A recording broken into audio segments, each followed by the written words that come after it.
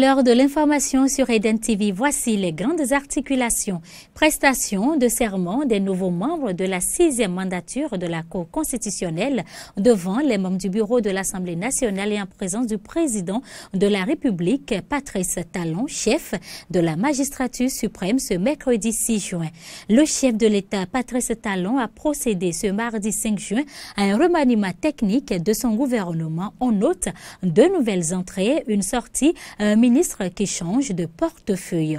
10e réunion du comité de pilotage et des experts du programme de développement de l'autoroute du corridor Abidjan-Lagos à Cotonou. Elle a démarré ce mardi 5 juin et prendra fin le vendredi 8 juin.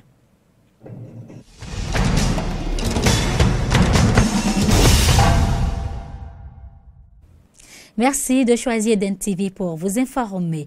La mandature du professeur Théodore Olo a définitivement pris fin ce mercredi. Les nouveaux membres de la 6e mandature de la Cour constitutionnelle ont prêté serment ce mercredi. Joseph Djogbenou, Cécile Razaki Amouda Issifou, je le jure. Moi, Rigobert Adoumenou Azon, je le jure. Moi, Joseph Djogbenou, je le jure. Moi, Cécile Marie-Josée de Dravo, épouse Zizilokwe, je le jure. Joseph Djogbenou, Cécile de Dravo, Zizindokwe, Sylvain Nouati, Amouda Razak et Rigobert Azon, Fassassi Mustafa et André Katari, devant le chef de l'État, les membres du bureau de l'Assemblée nationale et autres invités ont juré de bien et fidèlement remplir leurs fonctions, de les exercer en toute impartialité dans le respect de la Constitution. La cérémonie de prestation de serment s'est déroulée à l'Es Primati. On prit part également des anciens membres de la Cour et d'autres personnalités des institutions. Faut-il le rappeler, la Cour constitutionnelle est la plus haute juridiction de l'État en matière constitutionnelle. Elle juge de la constitutionnalité de la loi et elle garantit les droits fondamentaux de la personne humaine et des libertés publiques. Ses membres sont élus pour un mandat de 5 ans renouvelable une seule fois. La cérémonie de prestation de serment a pris fin avec des salutations d'usage du chef de l'État. Suivez un extrait des propos du président de la République qui renvoie les 7 sages en mission. Mesdames et messieurs, je prends acte de vos serments respectifs et vous renvoie à vos fonctions en vos qualités respectives de membres de la Cour constitutionnelle. Vous le savez bien, le chef de l'État, Patrice Talon, a procédé ce mardi 5 juin à un remaniement technique de son gouvernement. On note 2 nouvelles entrées au gouvernement, une sortie, un ministre qui change de portefeuille, garde des Sceaux, ministre de la Justice et de la Législation, Séverin Massime Kenom, ministre de la Santé, Benjamin Bourdouret, Ignace Roupati et ministre des Infrastructures et des Transports, Alassane Seydou. Telles sont les modifications intervenues avec le remaniement technique effectué par le président de la République, Patrice Talon. Le reste de l'équipe gouvernementale est resté intact. Justement après ce remaniement, les nouveaux ministres ont pris fonction. C'est le cas entre Sir Koti et Alassane Seydou, désormais ministre des Infrastructures et des Transports. Compte rendu de cette cérémonie de passation de charge avec Carnot François Mbedereto et Fréjus Fiossi. À la faveur du remaniement technique du gouvernement effectué par le chef de l'État Patrice Talon, Alassane Seydou, précédemment ministre de la Santé, prend en charge désormais le ministère des Infrastructures et des Transports, remplaçant ainsi Sir Koti qui se retrouve sans aucun portefeuille ministériel, donc ne fait plus partie de ce 3e gouvernement de la rupture. Il a passé service dans la soirée de ce mardi 5 juin au cours d'une cérémonie fort simple de passation de charge qui a eu lieu aux 10 ministères.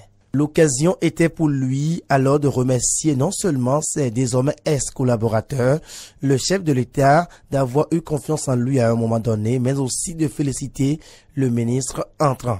Je voudrais infiniment rendre grâce au Seigneur Tout-Puissant, puis à son Excellence, M. Patrice Guillaume Athanas Talon, président de la République, chef de l'État, chef du gouvernement, qui a eu l'heureuse inspiration de me faire l'honneur de m'intégrer à son deuxième gouvernement, me donnant ainsi l'occasion de faire mon expérience dans la gestion du pouvoir d'État.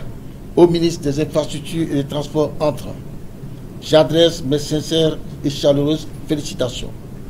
J'invite tout le personnel à lui apporter une franche collaboration et lui souhaite plein succès dans sa nouvelle mission. Quant au nouveau ministre, il rassure ses futurs collaborateurs et promet poursuivre l'œuvre entamée par son prédécesseur. Il n'a pas aussi manqué de remercier le chef de l'État pour la confiance renouvelée placée en lui et a rappelé les grands projets qu'il entend réaliser à la tête du ministère.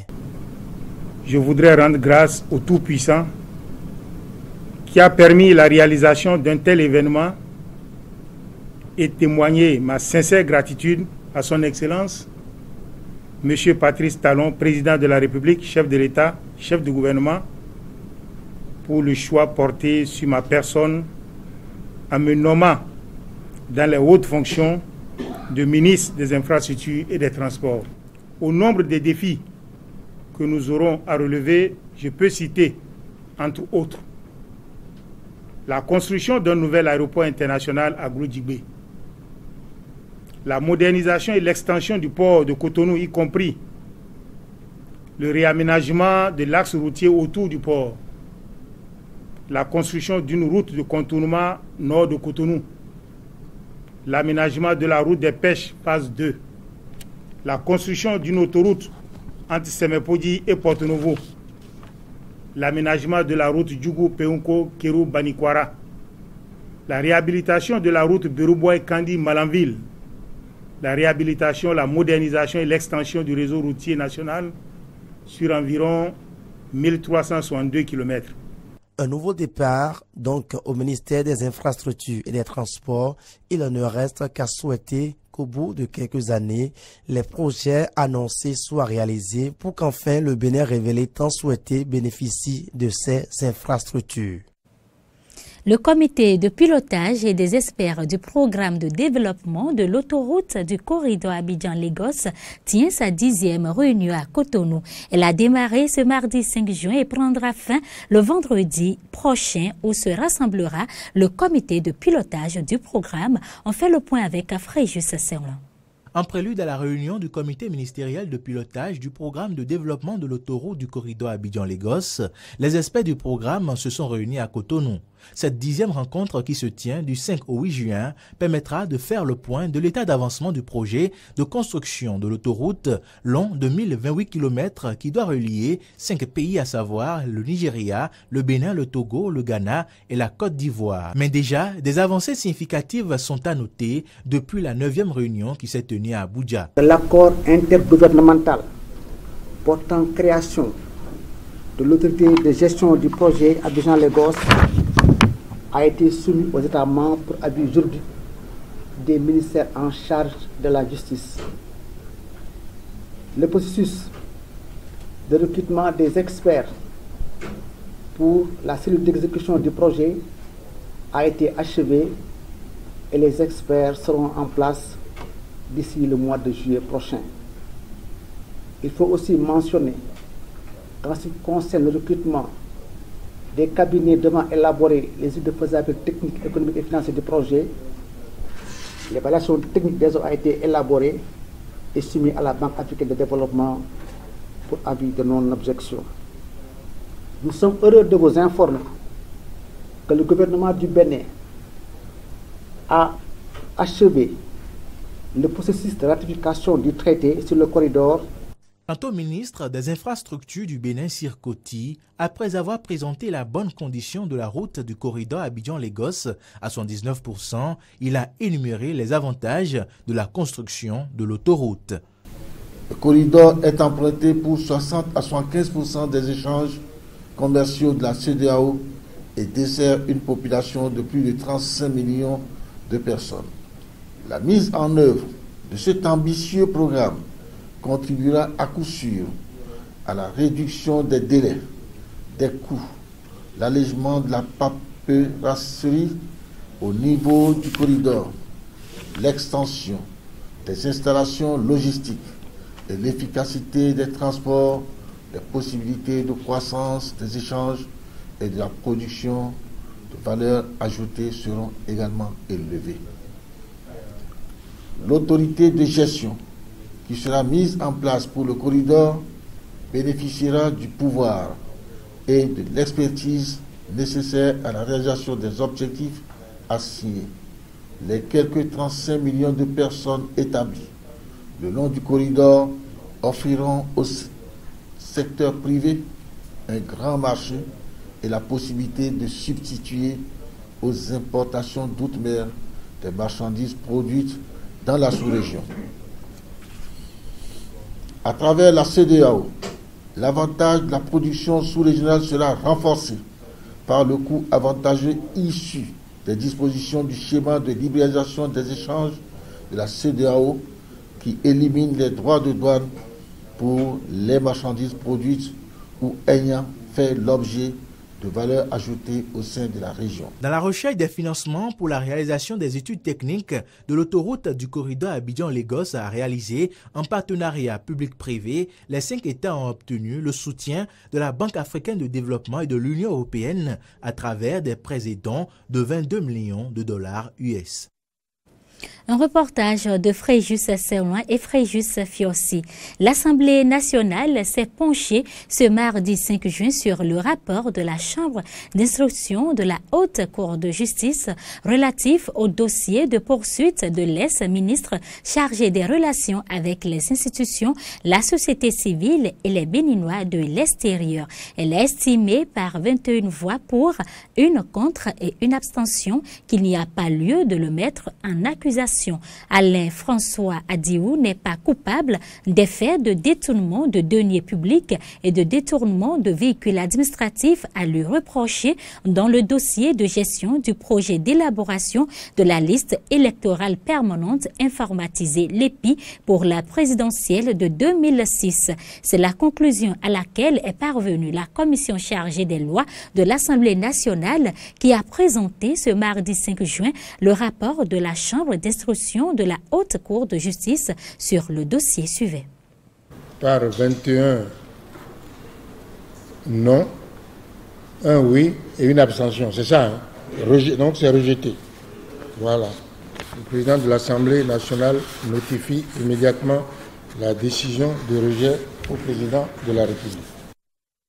Restons au Parlement. Les députés ont adopté ce mardi 5 juin la loi 2018-15 portant code pénal en République du Bénin. Voté par l'ensemble des députés présents et représentés, ce texte va abroger après promulgation la loi pénale jusqu'ici en vigueur. Ce nouveau code pénal interdit le commerce de l'essence frelatée, communément appelée payo, sous toutes ses formes et encadre rigoureusement les marches, attroupements et autres manifestations publiques.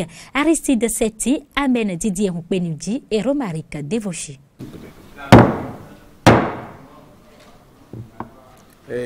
L'Assemblée nationale a adopté la loi numéro 2018-16 portant code pénal en République du Bénin.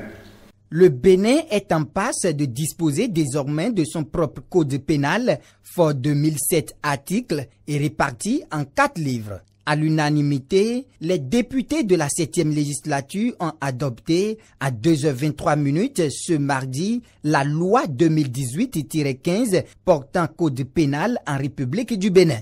L'Assemblée nationale a adopté la loi numéro 2018-16 portant code pénal en République du Bénin. Article 417. Dans le cas même où les violences n'auraient pas causé décision de sang, blessure ou maladie, les coupables sont punis de la réclusion criminelle à temps de 5 ans à 10 ans si les coups ont été portés avec l'éducation obligatoire. Article 418. Si les coups ont été portés ou les blessures faites à un des fonctionnaires désignés à l'article 415 dans l'exercice ou à l'occasion de l'exercice de leurs fonctions avec l'intention de donner la mort, le coupable est puni de la réclusion criminelle à perpétuité. Ce test actualisé à maintes reprises par les députés avec le concours des experts, notamment des avocats, des magistrats et des officiers de police judiciaire, va abroger la loi pénale jusqu'ici en vigueur. Le garde des Sceaux, ministre de la Justice, Joseph Djogbenou, n'a pas manqué au cours de cette session d'apporter des clarifications aux préoccupations des députés. Le législateur peut adopter une politique pénale de ce point de vue qui ne va pas dans le sens de la répression, parce que la sanction civile de la bigamie, c'est l'annulation du mariage célébré postérieurement. Et donc on peut rester au plan civil dans l'annulation du mariage et le gouvernement ne trouverait pas d'objection à ce que l'article 387 soit supprimé. Deuxièmement, en ce qui concerne la pratique du charlatanisme, il y a des faits avérés que les dispositions qui ont été identifiées ont souligné. Les nouvelles dispositions du Code pénal adoptées interdisent désormais le commerce de l'essence frelatée, communément appelée paillotte, sous toutes ses formes. Il est désormais interdit sur la voie publique ou dans un lieu public tout attroupement armé, non autorisé qui pourrait troubler la tranquillité publique. À la fin de la plénière, le ministre de la Justice Joseph Djogbenou a reçu également les félicitations du deuxième vice-président Robert Bignan. Je tiens à remercier le président et les rapporteurs de la commission. Je tiens à remercier également les collègues députés qui ont fait preuve de patriotisme parce que ce n'est pas évident. Il est déjà 2h30. Je remercie les collègues pour leur participation. Je remercie tout particulièrement le ministre en charge de la Justice et ses collaborateurs. Le ministre Djogbenou va nous manquer beaucoup. Il va nous manquer, ça c'est sûr. C'est l'une des raisons pour lesquelles on l'a retenu jusqu'à 2h30 ce matin. En attendant la promulgation de la loi 2018-15 portant code pénal en République du Bénin, les citoyens sont invités à prendre toutes les dispositions pour ne pas tomber sous le coup de la loi. Et vous le savez, ce mardi 5 juin 2018, la communauté internationale a célébré la journée mondiale de l'environnement. Les Nations Unies visent à encourager la sensibilisation et des actions mondiales en faveur de la protection de l'environnement. Et c'est dans ce cadre qu'à Nairobi, au Kenya, une manifestation contre le projet de construction d'une usine d'extraction de charbon à Lamu a été organisée. Les activistes affirment que cela aurait des effets dévastateurs sur l'environnement. Écoutons la réaction de certains manifestants.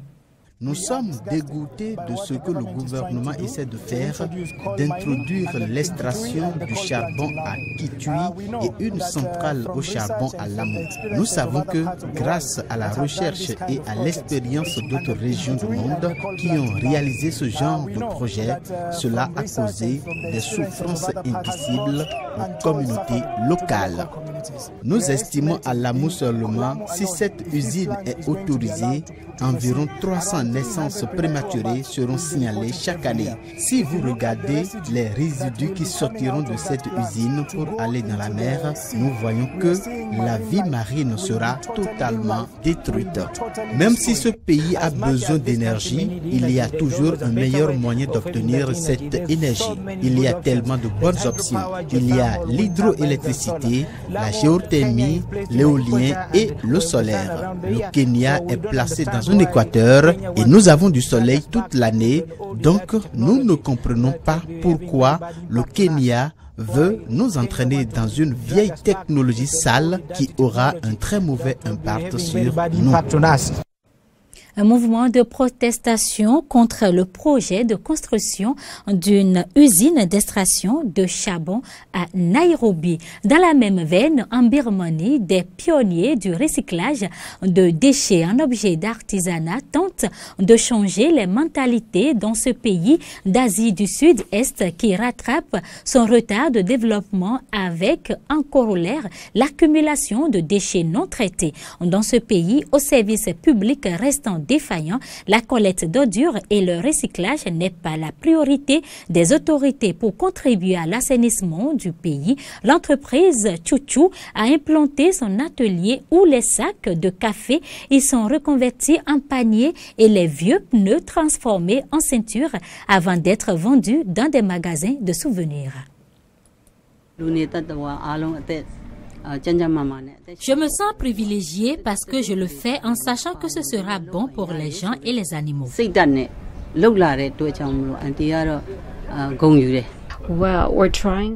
Nous essayons d'encourager les gens à utiliser des produits recyclés. Nous essayons de changer la façon de penser que les choses recyclées sont vieilles et sales. Nous essayons donc de faire des choses de bonne qualité, bien construites, joliment conçues et belles, et qui peuvent être considérées comme utiles. Et en Inde, des militants pour la protection de l'environnement ont nettoyé une plage de Bombay et mettent en garde contre l'utilisation de produits jetables en plastique à l'occasion de la Journée mondiale de l'environnement. Suivez. Les produits jetables en plastique sont très dangereux comme les pailles. On les utilise quelques secondes et on les jette après. Donc ne faites pas ça s'il vous plaît. Aujourd'hui, l'Inde est le pays hôte de la Journée mondiale de l'environnement avec la campagne « Combattre la pollution plastique ». Je porte une écharpe sur laquelle « Plastique » est écrit en rouge pour indiquer le danger. Aujourd'hui, à l'aide de 2500 citoyens, on va retirer tous les produits en plastique sur la plage. Puis, on va installer des machines de recyclage du plastique. Quand on y insère une bouteille en plastique, la machine vous donne un bon de réduction. Nous voulons empêcher les citoyens de polluer, de jeter du plastique là où il ne faut pas et qui finit par inonder nos océans. Il est important de protéger l'environnement pour garantir un avenir meilleur pour les générations futures. Ainsi s'achève cette édition. Merci de votre aimable attention.